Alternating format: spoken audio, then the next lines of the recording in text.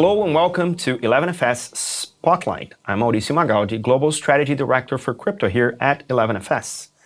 In this show, we shine a spotlight on the best and the brightest in tech and financial services industry to try and understand what gets them going, growing, and what they think the future of the industry looks like. On today's Spotlight, I'm delighted to be joined by a very special guest, Lord Holmes of Richmond. How are you doing today, Lord Holmes? Firstly, how do you like me to refer to you? Absolutely, call me Chris. Chris, awesome. Thank you. Welcome to the show, Chris. How are you doing today? Great, all good. Great to be here. Great to be at 11FS.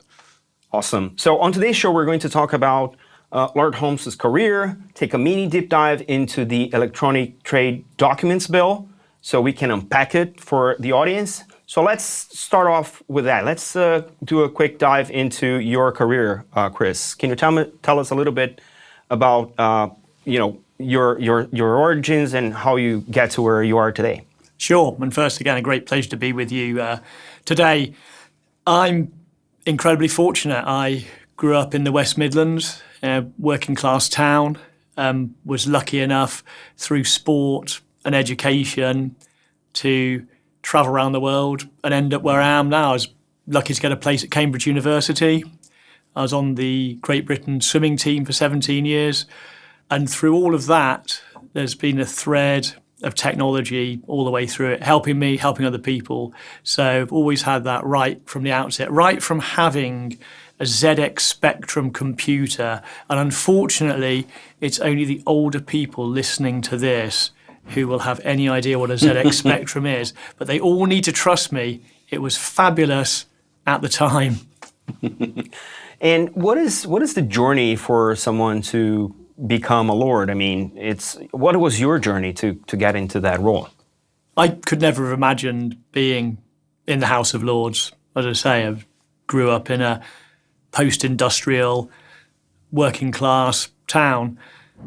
But I think through the work that I've been involved with, particularly from being one of the directors of the London 2012 Olympic Games and Paralympic Games, being responsible for leading the team that planned and delivered the London 2012 Paralympic Games, I think through that I worked very closely with the government and with the then Prime Minister.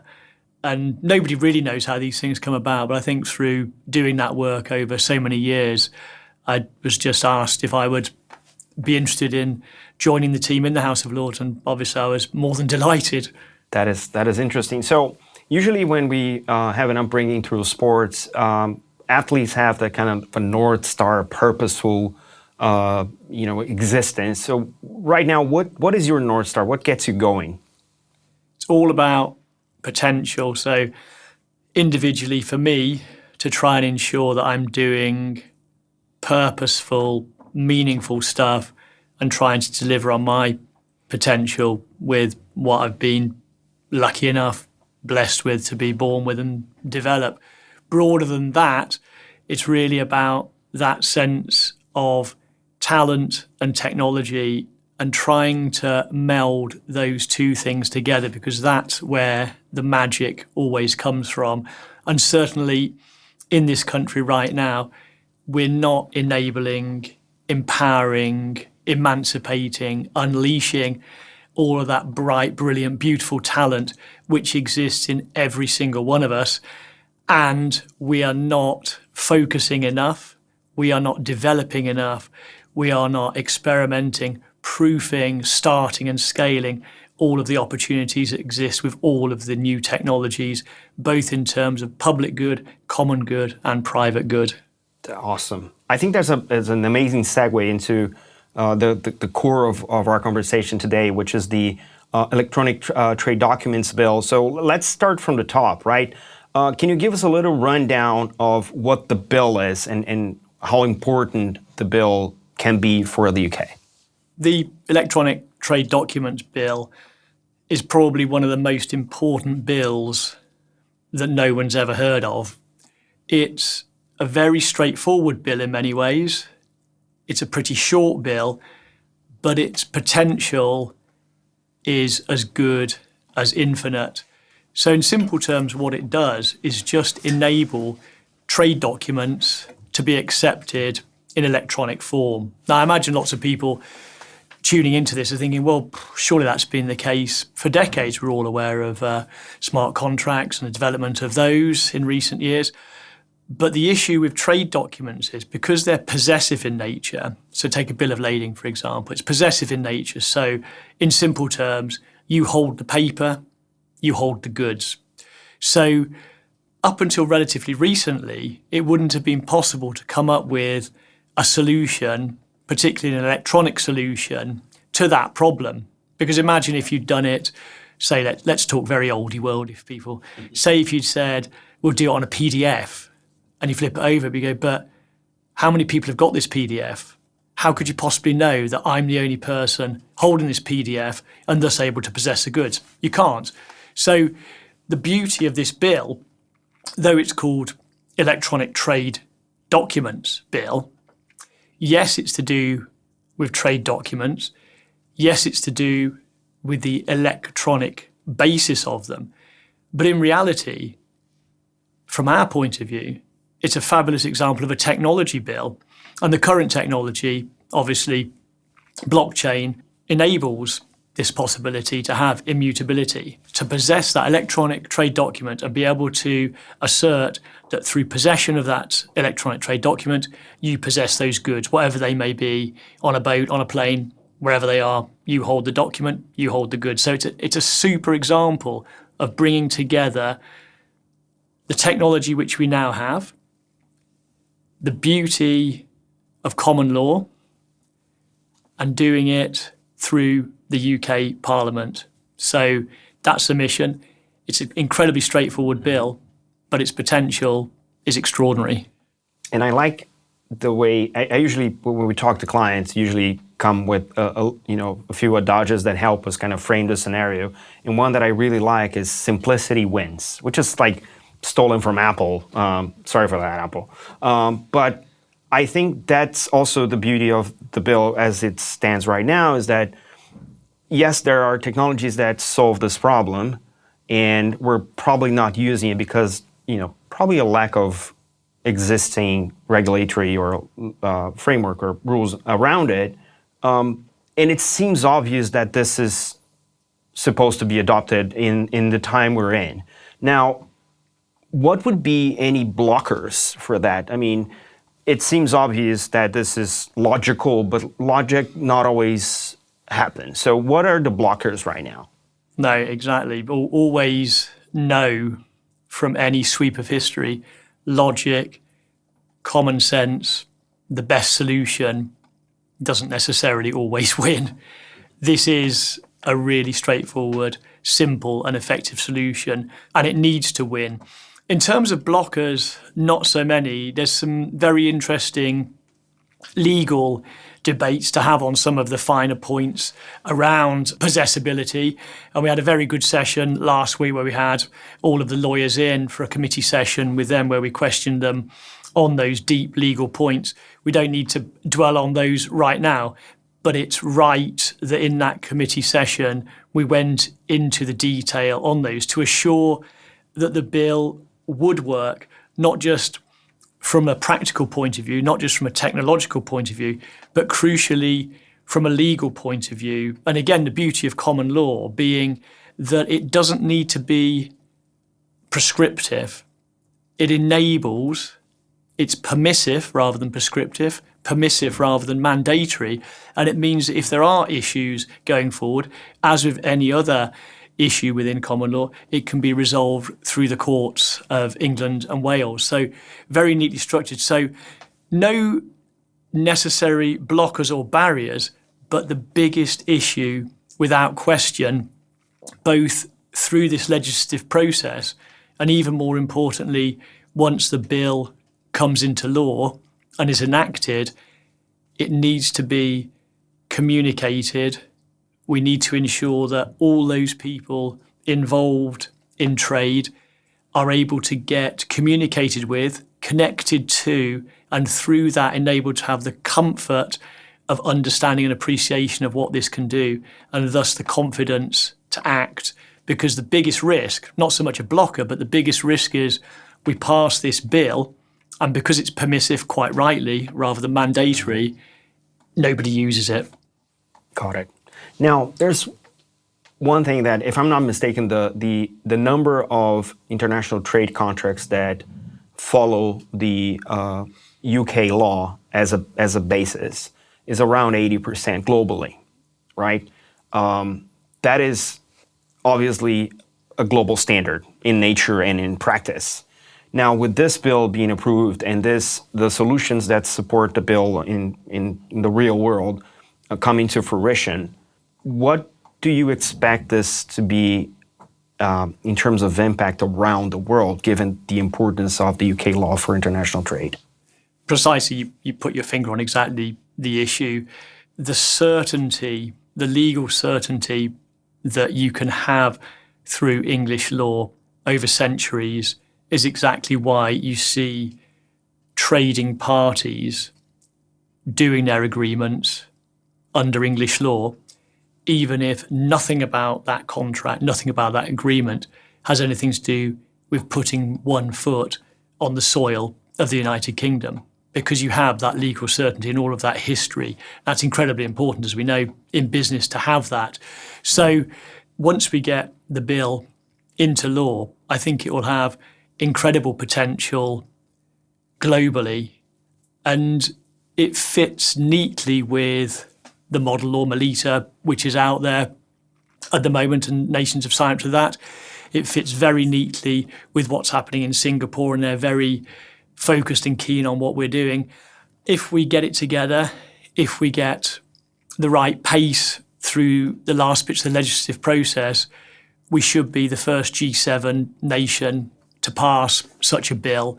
And through that, I think we can both spearhead, but crucially collaborate and connect with all of our trading nations, our trading friends, both near and far right around the world, because it just makes sense. And the crucial point is, as you say, 80% are already done under the laws of England and Wales. That's a fabulous, fabulous basis for this bill to build upon. And that kind of promotes itself in terms of a technology basis that is designed and implemented to be global in nature, completely digital, operates 24/7. So it kind of speaks to the nature of the technology in light of the existing commercial agreements around the world. So the transition is largely expected to be positive and not traumatic, as in many ways laws and technologies tend to be. So in terms of the overall reception for the bill as it stands right now, what has been the type of reaction that you've received with regards to the bill? The reaction so far has been very positive. Again, the key point is to get that broader, wider and deeper level of understanding and connection to the bill and its possibilities. But the reaction so far, incredibly positive, and keenness for us to get on with it and do our parliamentary work to get the bill into law, because there are obvious economic benefits, billions of pounds of economic benefits, both in terms of changing how existing trade operates, but also how it will drive growth in new trade opportunities. But similarly, and as importantly, the environmental benefits are huge as well. Imagine there's a ship coming into the port of Singapore, but the bills of lading for that ship are in London. Mm-hmm. Currently, somebody has to board a plane at Heathrow with a documents wallet, go to Singapore, marry up those paper documents with the physical goods. Currently, the average time for these sort of transactions, 7 to 10 days. Well, as you know, do this electronically, it's a matter of seconds. Mm-hmm. So economic benefits, but also huge benefits to the planet. Yeah, that's remarkable, because imagine having the ability to shorten from days to seconds. Not only you have all of the savings in terms of carbon footprint, but also the potential financial cost that you're avoiding for not having to hedge all of that operation across the 7 to 10 days. It might not even need that hedge on the seconds that it takes to complete the transaction. So I think there's a lot of efficiencies there as well in the overall cost transactions globally that we can tap. And it's all that level of resource that you're not using that you can then deploy for other developments or better trading or more trading, potentially increasing the overall trading volume globally with that sort of solution. That is certainly something that we were looking forward to see. Now, in terms of getting the bill out into the world and getting it formalized, what are the next steps to get there? I think on your previous point first, I think there's so much to be said in this specific, but also in general. We all need to think much more about resourcefulness as well as resource. And that's not trying to sugar any pill, but resourcefulness is absolutely critical. Are we optimizing the utility of the resources we currently have? And exactly to your previous point, clearly we're not. And what brought that into stark relief, as with so many elements of what we do, so many structures, imagining COVID, when initially the planes were grounded. So you had, again, back to my earlier point, those documents, bills of lading, possessive documents in London, the ship outside the port of Singapore, end of, can't be done. No transaction can happen. The goods can't move.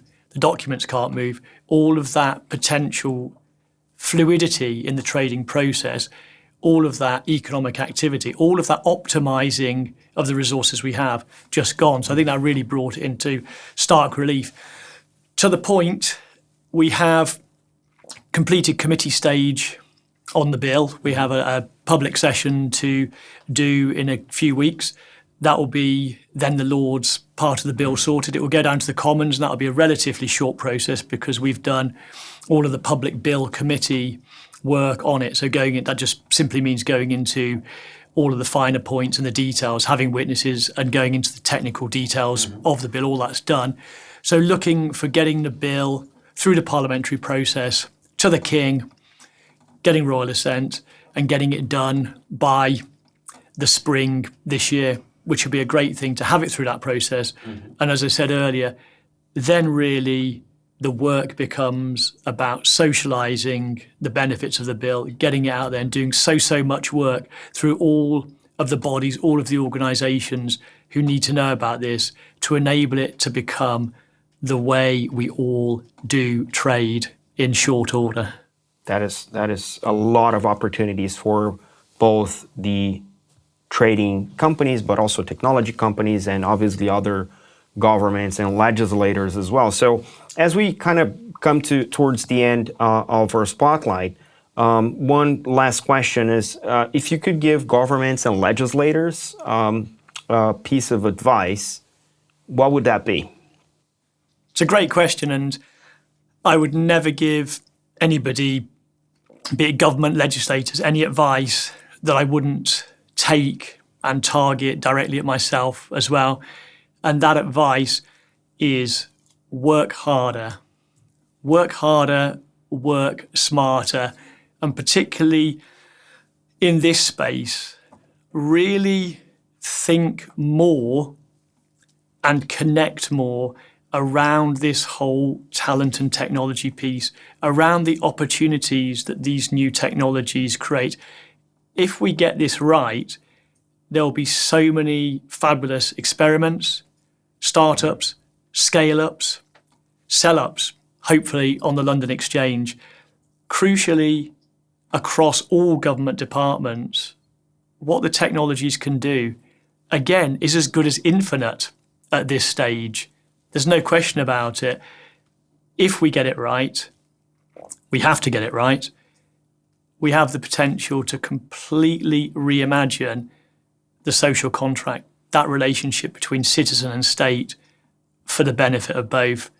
That's the mission. That's my mission. It should be the mission of everybody across Parliament, government, and rippling out. Every single person across the country has a key role to play in that. Well, that's great. So that wraps up our session, everybody. We're coming to the end of the show. Thank you again, Lord Holmes, for joining us here. Where can people find more about you and everything that you're up to? It's a real pleasure having been here today. I really Thanks to 11FS for this opportunity. Would love to hear from anybody and everybody on any of the issues we've discussed around new technologies, ideas, what we could do better, what the government should, could and must do better. I'm on LinkedIn at Lord Chris Holmes. I'm on Twitter, same again. Blog and website, absolutely. Come find me. Definitely join me on LinkedIn. It's a great place to be. Awesome. Thank you so much. So that's all we have time for today. Make sure you follow 11FS on LinkedIn, Twitter, Instagram, and TikTok to stay updated with all the cool stuff we're doing. If you enjoy our show, do subscribe to the 11FS YouTube channel, where you can also catch up on our previous episodes. Have a great day. Stay rare, stay weird. LFG.